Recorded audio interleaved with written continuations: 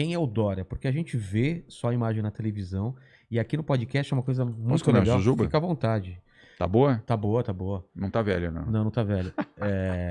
Não sei, tá velha? Não, né? Essa aqui é nova. Não, Boa. tá velha não. Não, Eles você tá comendo... mastigam às vezes e colocam aqui. Não, se você tá comendo, eu posso É. comer. Porque Tá a gente boa. vê uma pessoa na televisão e acompanha de longe, a gente não entende, não sabe a vida dessa pessoa. E aqui no podcast eu tô tendo a oportunidade de conhecer, então eu queria conhecer. Quem que era o Dória quando era criança, sua família, o que queria ser quando crescer? Me conta essa história. Comendo jujuba aqui. Rogério, eu sou filho de baiano. Meu pai nasceu na Bahia, veio pra cá pobre, mas veio educado, porque minha avó era professora da rede pública de ensino lá na Bahia. Do que aquela? Hein? Professora do quê? Professora primária. Primária? É. E minha avó educou todos os seus filhos, meu pai e meus tios. E como milhões de baianos, pernambucanos, sergipanos, alagoanos, paraenses, amazonenses, catarinenses e de outros estados, vieram para São Paulo em busca da oportunidade. São Paulo até hoje continua sendo o destino da oportunidade, a verdadeira porta da esperança. Todo mundo quer alguma oportunidade em São Paulo. Por isso que São Paulo é o espelho do Brasil. É um retrato muito correto do Brasil. Agora mesmo estamos ouvindo aqui piauienses, maranhenses, gaúchos, catarinenses, paranaenses, os goianos. Gente, aqui é a maior cidade fora do estado de qualquer estado brasileiro. É o maior núcleo. E muitas vezes do exterior também. A maior colônia libanesa fora do Líbano está aqui. A maior colônia japonesa fora do Japão está aqui. Por aí vai. Então é um estado bonito. Então meu pai veio para cá, pobre, e trabalhou muito. Isso é uma coisa que eu herdei do meu pai. Ele se dedicou muito, teve sucesso, ganhou dinheiro, era publicitário. Meu pai que criou o Dia dos Namorados, por exemplo. Foi ele que criou a ideia, desenvolveu, e até hoje é a terceira maior data, e também o Dia das Mães. Ele que desenvolveu o Dia das Mães aqui. Ele trouxe essa ideia dos Estados Unidos, colocou aqui. Meu pai era um homem muito criativo e gostava muito da publicidade, tanto que eu me tornei publicitário. Meus irmãos se tornaram publicitários, todos nós influenciados pelo nosso pai. E ganhou dinheiro e se tornou bem-sucedido. Mas foi para a política, a convite do Montoro, André Franco Montoro, que foi governador aqui também. Aí ele foi cassado pelo golpe militar de 64. Na primeira lista, 1º de abril, golpe militar, alguns chamaram de revolução, chamam de golpe, e meu pai foi para o exílio, ficou 10 anos fora do Brasil. Se voltasse, seria preso. Como que era esse exílio? Ele tinha você era fugir, mandado embora do Brasil. Não era fugido. Você era mandado, colocado num avião. Você tem... Davam um prazo ou colocavam mesmo no 10 avião? anos. 10 anos. E se voltasse, você poderia ser torturado, preso e torturado. Mas tipo, tinha dinheiro se nenhum. vira. Vira. E vai com uma trouxa, a roupa do corpo e vai embora. E para onde ele foi? Põe no avião e foi para a França. Mas a pessoa escolhia o lugar? Não escolhia lugar nenhum. Imagina. Caramba! Meu pai ficou exilado numa embaixada em Brasília, a embaixada da Tchecoslováquia, que era uma das poucas que estava funcionando em Brasília, em 1964, 1º de abril de 64. Caramba. Ele e vários outros políticos, artistas, intelectuais, o ex-presidente do Brasil, Juscelino Kubitschek, meu pai foi na primeira lista e foi embora, e foi para a França. Chegou lá com uma mão na frente e outra atrás. E aí foi se virando para poder garantir a sua sobrevivência. 2 anos depois, nós fomos para o exílio, minha mãe, meu irmão Raul e eu fomos também. E eu fiquei 2 anos. Quantos anos você tinha? Eu tinha 6 anos de idade. Um pouco antes de 2 anos, eu fiquei 2 anos no exílio com meu pai. Meu pai ficou 10 anos exilado. Ele não podia voltar. Se voltasse, preso. Como intelectuais, cantores, artistas, políticos. E tem gente que fala que era de boa nessa época, né? O maluco não quis comemorar o golpe, então. dizendo que não era golpe. Não era golpe aqui. Muitos morreram. Claro. E muitos foram perseguidos, torturados. Não tem como alterar isso. O pai do Marcelo Paiva, o Rubens Paiva era colega do meu pai. Desapareceu. Colega na Câmara Federal. Foi morto, ele não desapareceu. Ele foi morto e foi jogado no mar. É porque tem gente que desapareceu Não, ele foi morto. Caramba. Foi assassinado e de um avião jogaram ele no mar, no Oceano Atlântico. Por isso é que nunca encontraram o corpo. Porque jogaram no mar. Assim como de muitos outros. Caramba. Né? Aí a fase mais dura da nossa vida, porque nós tivemos que voltar, acabou o dinheiro. Meu pai não tinha mais condição de sustentar minha mãe, Maria Silvia, o Raul, meu irmão, e eu. Aí voltamos. Aí foi a fase mais dura da nossa vida, Rogério, porque meu pai, de uma pessoa pobre, passou a ser uma pessoa de classe média. Quando nós voltamos, nossa vida mudou. Voltaram quando? 2 anos depois. Isso foi em 1966, final de 66, início de 67. Aí eu saí da escola privada, fui estudar em escola pública, a Escola Professora Marina Sintra, escola pública estadual. Está lá até hoje, na Rua da Consolação, esquina com a Antônia de Queiroz. Devo muito à escola pública.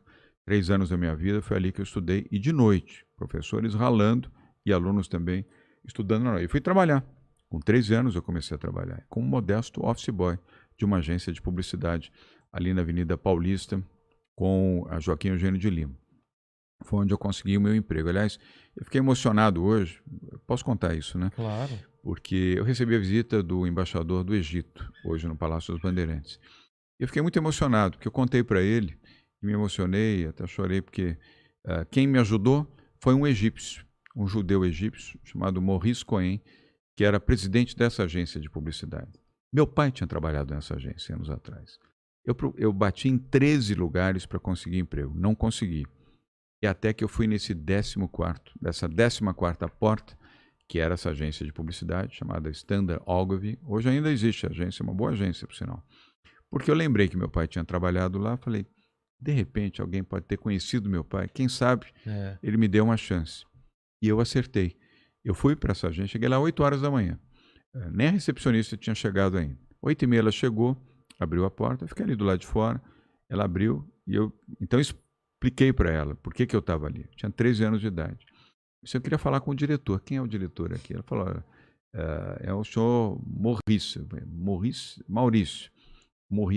Falei, será que eu consigo falar com ele? Ele falou, não sei se ele vai te receber. Eu falei, eu vou esperar. E aí fui fazendo amizade com ela, fui conversando e tal. Ela se afeiçoou, falou, tá bom, eu vou te ajudar. Quando chegar a secretária dele, eu vou falar com ela para que ela fale com ele, para que ele te receba. Ó a trajetória. A secretária do senhor Maurice era amiga dela. Quando ela chegou, isso já eram umas 9h30, mais ou menos. Eu já estava lá há 1h30 esperando. Mas quem quer ralar, tem que esperar. Claro. Não tem caminho, você tem que ir atrás. Bem, o fato é que ele me recebeu. Isso já era umas 10 horas da manhã, a hora que ele chegou. Na salona, tinha uma sala enorme, no segundo andar era uma casa.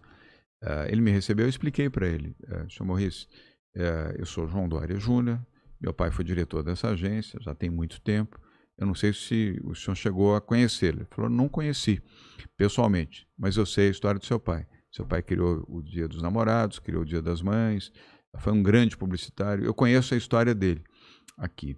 Eu disse, pois é, eu vim aqui, essa é a 14ª porta que eu bato, eu preciso de um emprego. Qualquer coisa que o senhor puder me oferecer, qualquer coisa eu vou fazer, porque eu preciso ajudar minha mãe. E sabe por que eu precisava ajudar minha mãe, Rogério? Por quê? Porque minha mãe não tinha dinheiro para pagar a conta de luz da minha casa. Caramba. Nós não comíamos carne porque não tinha dinheiro para comprar carne. Minha mãe não conseguia pagar a conta de luz porque não tinha dinheiro para pagar a luz. Nós não tínhamos gás em casa porque minha mãe não tinha dinheiro para comprar gás. Então eu cozinhava, sabe como? A espiriteira. A latinha de sardinha, com 4 pregos, numa tábua, para não cair, para não derramar, álcool. É assim que a gente aquecia comida em casa. E luz de vela. Não tinha dinheiro, não tinha televisão, não tinha nada. Não tinha carro. Vivia uma vida difícil. Não comíamos. A gente comia arroz, feijão e ovo. Ovo, arroz e feijão. Arroz, feijão e ovo. Todo dia. E minha mãe chorava toda noite, porque ela não tinha dinheiro. E ela só conseguia um dinheirinho, porque lá no departamento de custódia, você sabe o que é custódia? Lá na Caixa Econômica Federal, que você nunca foi pobre.